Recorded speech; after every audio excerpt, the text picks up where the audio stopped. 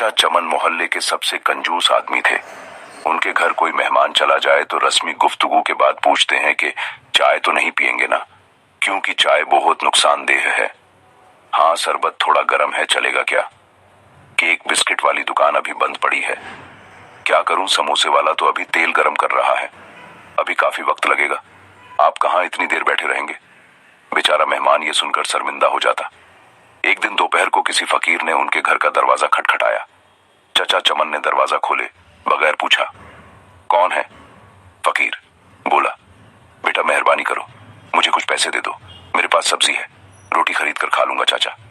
चमन ने बोला, जाओ जाओ, दफा हो जाओ, नहीं है मेरे पास पैसे।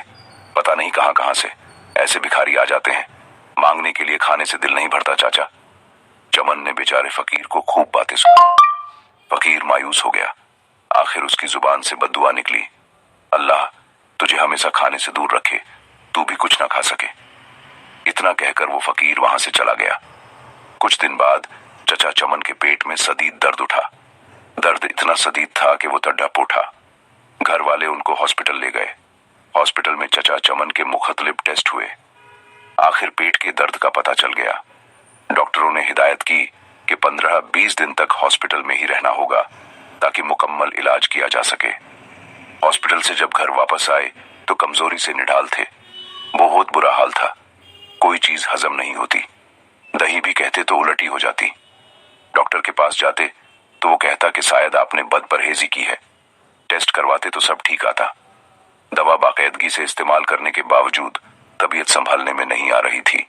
रंग पीला पड़ गया था, थोड़ा सा खाने से भी उलटी हो जाती। चचा चमन की रातों की नींद उड़ चुकी थी। उनको मौत का खौफ होने लगा। सोचते सोचते उन्हें नींद आ गई।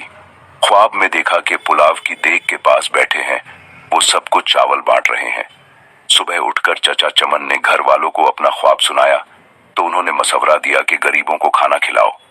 चचा चमन ने खैरो बावर्ची को बुलवाया और उससे पूछा कि पुलाव की 10 किलो की देग पर कितना खर्चा आ जाएगा। बावर्ची ने खर्च बताया। चचा चमन 10 किलो की देग पर होने वाले खर्च का सुनकर बड़े परेशान हुए, लेकिन फिर सोचा कि शायद खैरात करने से मैं ठीक हो जाऊं। उन्होंने इतवार की एक दोपहर को ये मुश्किल मरहला तय कर ही लिया।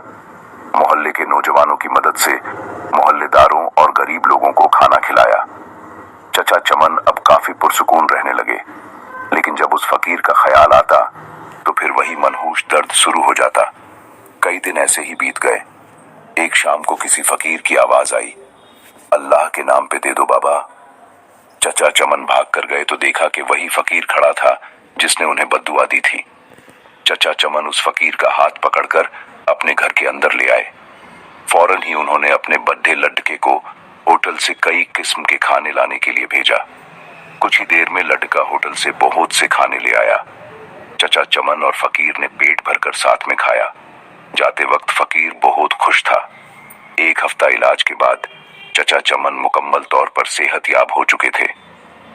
प्यारे दोस्तों, अगर आप लोगों को हमारी ये पोस्ट पसंद आई हो और अगर आपको इस पोस्ट से कुछ इल्म हासिल हुआ हो तो नीचे दिए गए शेयरिंग बटन को दबा के बराए मेहरबानी इस पोस्ट को शेयर जरूर कर दें। शुक्रिया।